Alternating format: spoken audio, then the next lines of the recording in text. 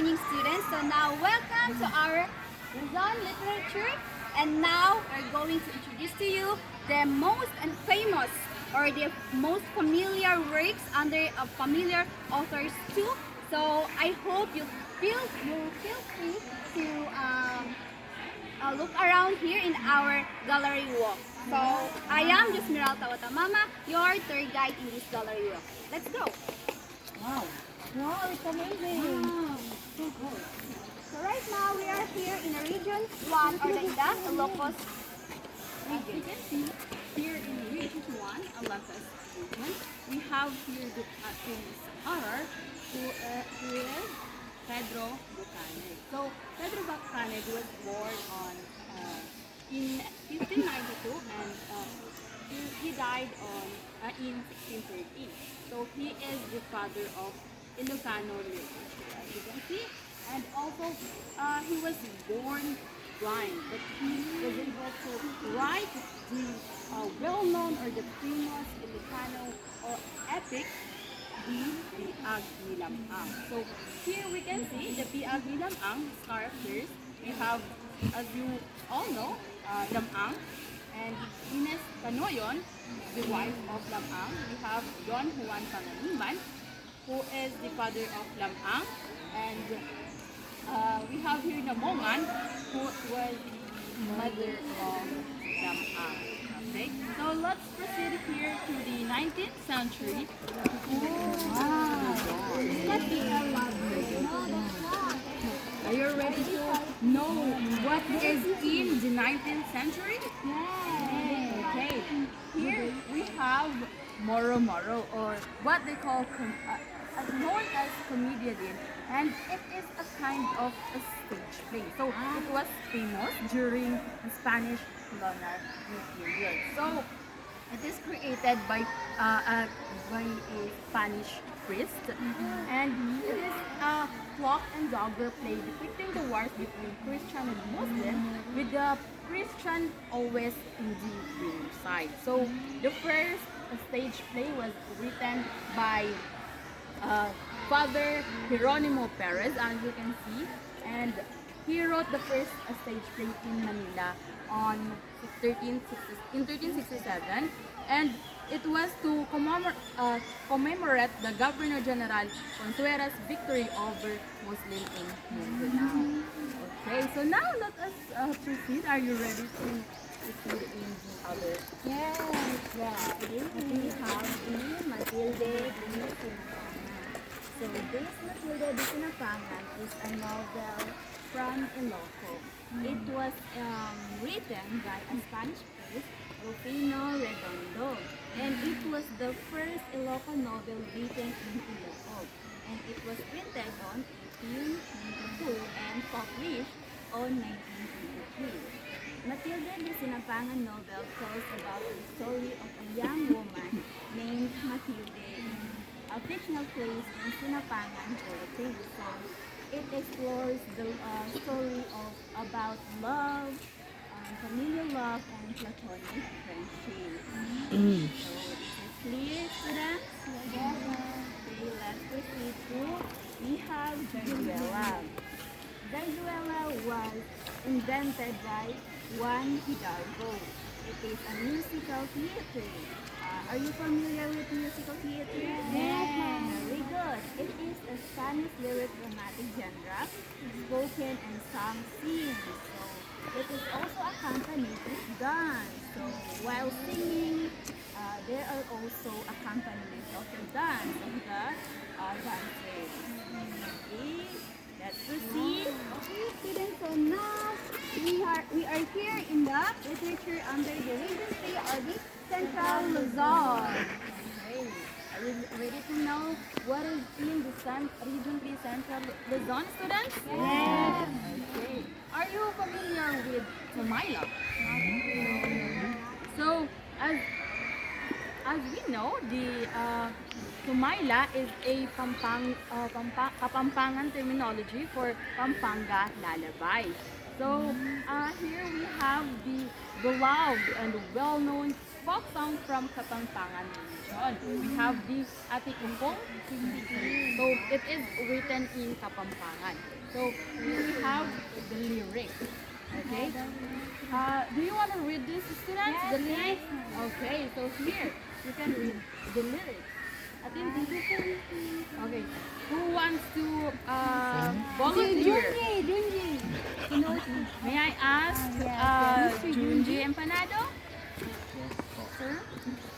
Ating kukung sing-sing, punyang tumpukan, sama natin, sindong ibatan, san kanting silo, initong akaban, iwalaya iti, ito kamalayan, isukaling lugpo, susukdol king banwa, ikoros kung gamat, babuning lamisa, inumang manakit, sisising kumana, kalulong puso ko, maninuya kaya. Wow, that is amazing. Thank you. Do you know what is the meaning of the song? This song is all about a lady who has lost a ring and said that whoever finds that ring will be rewarded and offer her heart for that. Because he treasured the ring because it was given by her mother. Okay, so thank you so much. It is great that you know the song, right? So now please. Thank you. Yes, let's go to the next. So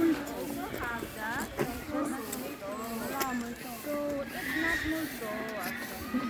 So Baltoso was invented by or discovered by Francisco Reyes. It was originated during the Spanish colonial era rather.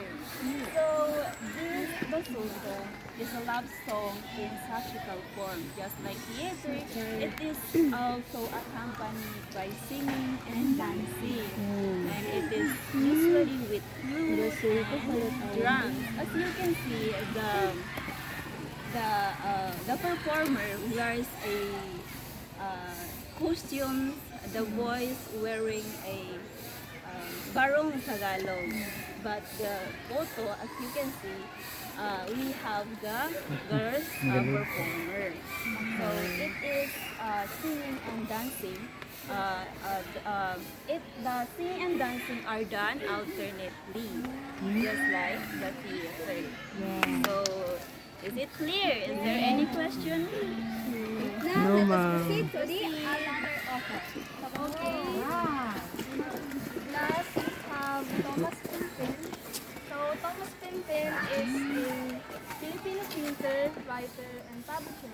So he was referred as the patriarch of Filipino painting for his book, which is Librong Pag-aaralan ng mga Tagalog ng Wikang Kastila. So that book was designed to help his fellow Filipinos learn how to speak, write, and to read in Spanish because they were colonized by the Spanish during that time. So he made that book to help his fellow Filipinos. So next, let's move to Francisco Balagtas. So he was also known as Francisco Baltazar.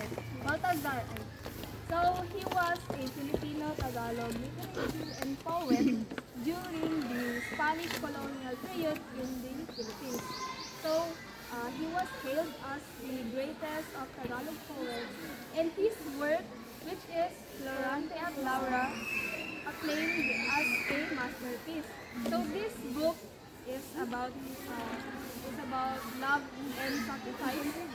So Florante is willing to do anything to protect Laura, and he is willing to be a hero and his love for the country. So that's the story of Florante at Laura. Students, let us proceed to the another author. Good morning, visitors. We're not leaving yet on the Central Luzon Literature. So we have here Nicanor Aguilar. So Nicanor Alvilardo, born on February 7, 1893, and was died on March 21, 1934. He was known on his birth in Pangasinan in classical music, and he is also a composer. When you say composer, writer of songs.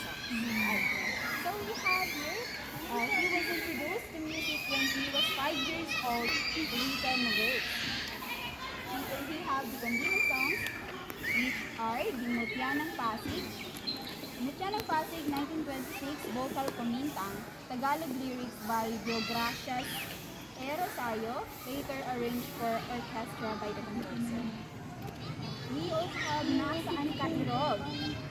In 1926, it's the vocal danza menor from the Zarzuela Dakiling Pundo. We also have in 1923 vocal Condilon Tagalog lyrics by the Maestro Asisio, Spanish version by Jesus Balnor. So we can see here his lyrics. So let us proceed. We have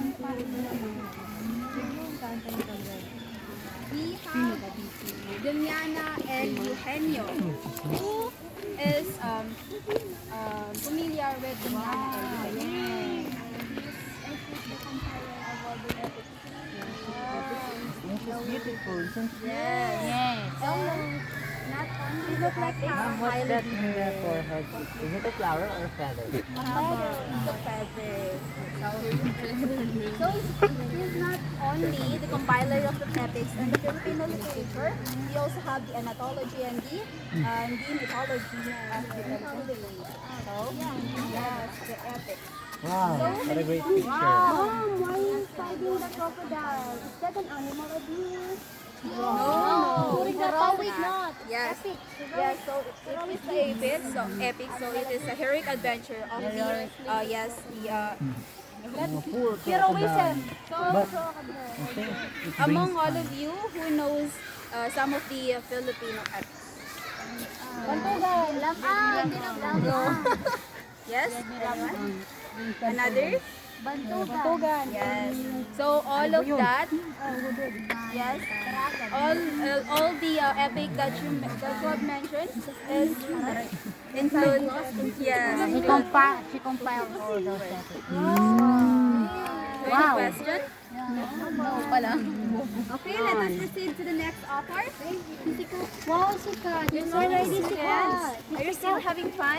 Yes. Another author recording you is named Rogelio Arcicat, which was born on June 26, 1940 at San Isidro, Nueva Ecija, and he uses Sicat as his pen name to reflect his Filipino identity. And he died on 1997 at the age of 56 to 57 at Manila, Philippines. And it is one of his most popular artworks entitled Imping Negro. Who have read Imping Negro? The main protagonist of this story is Imperial. Okay, so now let us proceed to the literatures under the Region 4A, which is the Calabarzon. Everyone of you is very familiar with our national hero, Jose Portacio Rizal, Ricardo D. Alonso, Rialonga, his complete name. And these are his most popular artworks, the Noli Me Tangere, El Calibucerismo, and Sa Ating Mga Kabata, which he wrote when he was still 8 years old. And the Noli Me Tangere, which was the protagonist is Crisostomo, and for El Calibucerismo is Simon. Alright. Okay, students, and that ends our Thank you very much. Thank you for Please proceed in the front. Before ending this tour, I have something to ask so that we can assure that you guys learn something about all about the Luzon culture. Okay? So may I ask someone, a volunteer, to share your learnings about this Luzon literature, or what is your reflection about this Luzon literature? Can someone please share their ideas? I realized during the the tour that Philippines is really rich in literature, and especially in the Luzon region, wherein they really shape our country in, in reflecting our cultural heritage and our origins. Yes, and yes, it is true that our country is rich, very rich in literature, and these all the literatures that you have seen earlier are all under Luzon region lang. Okay, so there is also Visayas and Mindanao, and later other tour guide will tour you to the Visayas literature. Thank you. Thank you for visiting, students.